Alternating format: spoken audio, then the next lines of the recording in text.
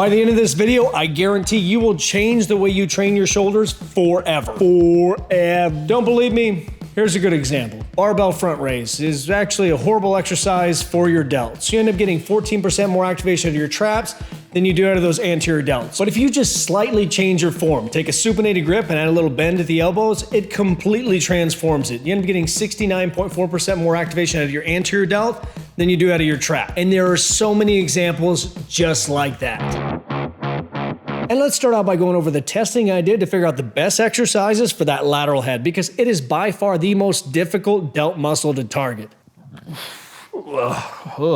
The most important factor I'm using to judge whether or not an exercise is actually good or not is how much we're able to isolate down to just the muscle we're trying to target. So for this scenario, I'm going to attach an EMG device to my side delt and one to my trap, and then compare the activation between the two. Just so we're clear, I'm taking the mean average activation of that side delt, comparing it to the mean average activation of the upper trap, and the bigger the gap, the higher the percentage, the better the exercise is for your delts, the less likely your traps are going to jump in and ruin the workout. The reason the lateral head is the most difficult head to target is because it's not the only muscle responsible for abduction. It's also aided by your supraspinatus, your traps, and your serratus anterior. In fact, the initial part of abduction has nothing to do with your stupid deltoid. It actually is done by a rotator cuff muscle that originates on your scapula, goes across your humeral head, attaches on the anterior side of your humerus, the supraspinatus. It's responsible for the first 15 degrees of abduction. At 15 degrees, your lateral head finally jumps in and takes you all the way to 90. But this is the part that people fail to realize, is throughout the entire process of abduction, your upper traps all the way to your lower are working in conjunction with your serratus anterior in a circle jerking type motion to help rotate and elevate that scapula to create some space so there is no impingement in your shoulder. Do you realize what that means? It means no matter what you do, how good your form is, doesn't matter, your traps are gonna jump in because that's their function. You're screwed. This entire process where your rotator cuff muscles, traps, serratus anterior, delts all work in tandem is called the scapulohumeral rhythm, and your body will do whatever it takes to stay in that rhythm. Meaning that if during the workouts your delts get gassed, it'll just have your upper traps take over. And I'm sure you felt that before. Feels like failure. Like I said, when it comes to side delts, it's only a matter of time before your traps jump in and take over, because as you get further in the workout, your delts will generate less force, so your only hope is to figure out the exercises with the highest delt to trap activation ratio. That way you can delay the inevitable of your traps screwing up your entire workout for as long as possible, or even altogether. Luckily for you, I just spent the last week and a half testing. That's why in some of this footage it looks like I just got done eating a gallon of ass, so let's get into the numbers. First, I compared dumbbell side laterals in the scapular plane versus strict form straight out to the side. And the scapular plane ended up having a higher delt to trap activation at 60%. Just so everybody understands, the scapular plane is just a fancy way of saying instead of doing the movement directly out to your side, you bring your arm in 30, 40 degrees, and it tends to help avoid any possible shoulder impingement. The scapular plane is to shoulder exercises what soaking is to Mormon kids. It's the safer sex. Now there is an asterisk next to that win for scapular plane because I did a lot of testing, and it starts out as the clear winner, but as you get further into the workout, it becomes less advantageous because you're bringing that dumbbell out in front of you, you're going to get trap activation. So by set 4, there was 19.9% delt to trap activation. By set 6, which very few people are going to do 6 sets, but still, 2.2%. On the flip side of that, side laterals done with very strict form held up all the way to the 6th set with 17.9% delt to trap activation. Moral of the story, if you're doing side laterals in the scapular plane and you start to feel your traps engage, or maybe even just preemptively a few sets in, switch over to the strict form so your workout doesn't turn to shit. Or hop on the cables, because these things are pretty impossible to screw up. Both variations, in front and behind, maintain a high activation ratio, 38.1% in front, 32.8% behind. And that's after several sets. Which makes sense because the flaw with dumbbell side laterals is you're basically just throwing weight out to the side and expecting other muscles to jump in and stabilize it. And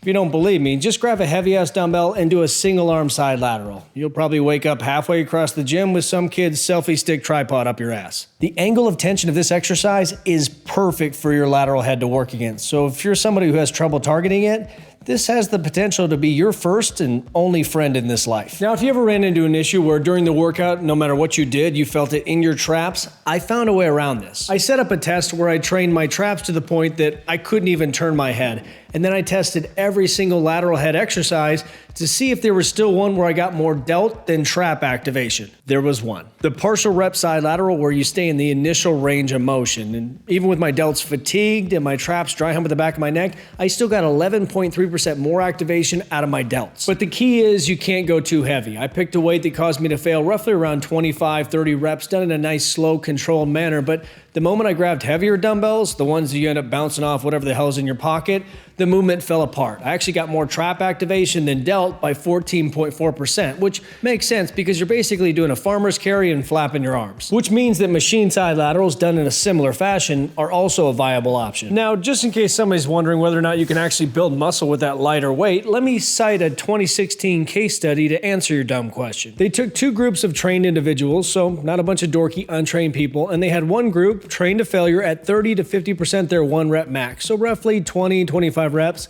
The other group, 75 to 90% of their 1 rep max, so right around 8 to 12 reps. The results? Virtually identical. Same. Other important findings: incline dumbbell partial side laterals. If you do them with your arm directly to your side or slightly out in front, not bad. 17.5% more activation out of your delt.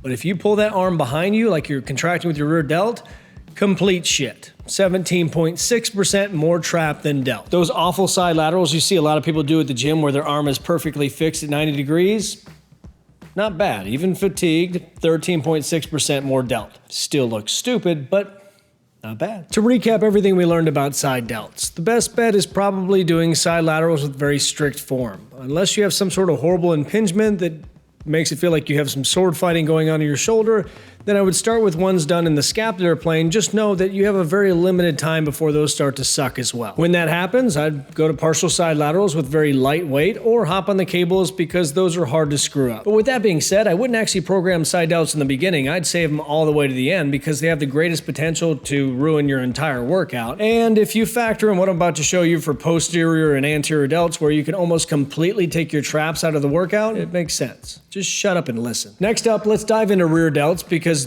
they're fascinating. It makes you realize how much every little stupid thing matters. Like seat height. Not even joking. Side note, this Costco jacket is fucking phenomenal. If you do rear delt flies with the seat all the way up, so your arms end up being parallel to the floor when you use the handles that they intend for you to use, 60.8% delta trap activation. Same everything, you just drop down the seat. That means your arm's gonna be slightly angled up. 66.3%. And if you keep the seat in the same position, just move your hands and grab slightly higher on the outside of the bar, 69.4%. And before you say those are all acceptable percentages, who gives a shit? Wait until you see this. Machine side laterals, where your elbows tucked to the side and you do rear delt flies, 78.4%. But it gets even crazier because you can basically turn off your traps when you realize the best way to train your rear delts isn't by doing any sort of traditional rear delt fly movement. Those are actually horrible and they're crap. It's when you start doing movements where your arms are close to your body and you're pulling back. Should give you a nice little flashback to fat camp when you were barely leading those other little chubbies in a race. So to ensure victory, you pushed those moves out in front and broke that ribbon. We're mimicking that kind of movement. Too much? Behind the back barbell raises. Pronated grip, 94.3%. Supinated, 94.5%. And this makes sense the more you think about it because to maintain good form, you have to tuck your chin. That's going to put those traps on stretch. So even if they wanted to help, they couldn't. This should help illustrate how absurd this is. This is the gap between the rear delt machine fly in the best possible position. And this is how little your traps are activating during the behind the back raises. Also, look, I got 3 hairs left in my head. Just in case you wanted to see every single one of my dogs, in this episode, dog number 2, Henry. He's gorgeous. He's the best looking fucking dog you've ever seen. I don't know why anybody would get rid of him. I mean, he's a pain in the ass, so that's probably why, but Henry. Yeah, now sit. Turn around. God damn it. Hey, look. Sit. Stay there. Everybody needs to see your face. The dumbbell version of that you do on an incline bench with a pronated grip is just phenomenal, 94.2%. The only exception I found with that traditional dumbbell fly was partial movements done on the incline. It was around 74%, but even that still doesn't compare to just pulling the weight straight back. That means every other cable variation other than the ones I've shown, like the rotations, or this one where your arms are completely tucked to your side and you're almost pulling against your stomach as you pull past, is gonna suck. Suck in comparison when you look at the numbers. High cable rear delt flies, 27.4%.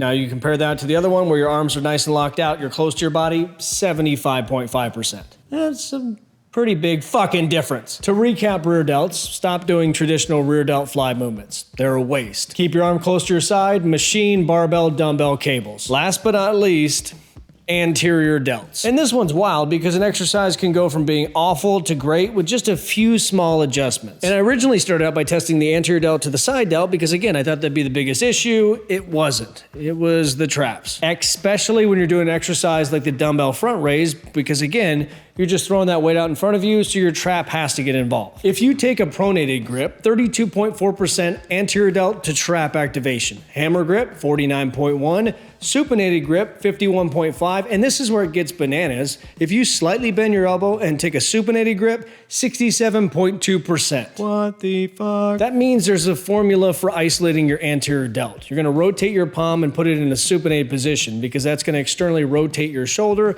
Next, you're gonna change the length of your lever arm. Instead of being perfectly straight, it's slightly bent, which is a very complicated way of saying just fucking do front raises like that for the rest of your unfortunately short life. Now, I will say a cable front raise with a pronated grip isn't actually that bad. Ends up being 54.1%. But when you compare that to a supinated grip with a slight bend, 86.1%. So it's... this is an absurd amount of work. I need a Lunchable. Next up, I tested a seated barbell press. Wide grip, clear winner. But this goes back to what I said earlier, that every little stupid thing matters. When I put the bench back to just a little bit less of an incline, it totally redeemed itself. And that makes sense when you think about it. When you're sitting up nice and tall and your elbows are close, then it's gonna pull that load onto your traps. The wider grip is gonna share some of the load with your side delts. But that also means this is probably a better position to press in just overall. So I tested it, and it is. If you do a hammer press in this position, 74.5%. If you slightly supinate your wrist, not even all the way, 85.5%. For anyone who doesn't understand why I think this is such a huge deal, it's because I think as a man, you only have a few monumental moments in your life. The day you first discover your penis, which I was really young, I don't remember, but I'm sure it was an amazing day. The first day you're allowed to make physical contact with a woman, and I was today years old when I learned how to train shoulders properly. I'm a firm believer that your ability to isolate a muscle is the cheat code to growth. But with that being said, I still tested a few exercises that attempt to hit every single head of the delt because I'm a big fan of finishers. Something you throw at the end of your workout that just ensures that that muscle has no choice. It's gonna get destroyed. It's gonna grow. So I tested bus drivers. Turns out the best way to do them is sit back at that same angle of the bench or just sit back on that bench and do them that way because you get more activation out of every single head of your delt than you do out of your traps. Another phenomenal exercise, rear delt focus around the world. It's the ones where you do them a little bit more dynamic so you get kind of a swing as you contract out. They don't actually target your anterior delts at all, but in terms of activation out of your rear and side delt, they're amazing, and I'd rather have an exercise that targets those anyways, and hopefully your rear delts will cease to look like dilapidated balls. I've had people ask me when's a program coming out. I still have to test for back, so that'll be the next video, and then following that, I'll drop the program. So if you want to be the first to know, I'll leave a link in the description. That way you can put in your email and then I'll sell that email to some Canadian pharmacist or just buy one of the already existing programs. The Chode Mafia is always the first to know. That was a lot of shit, huh?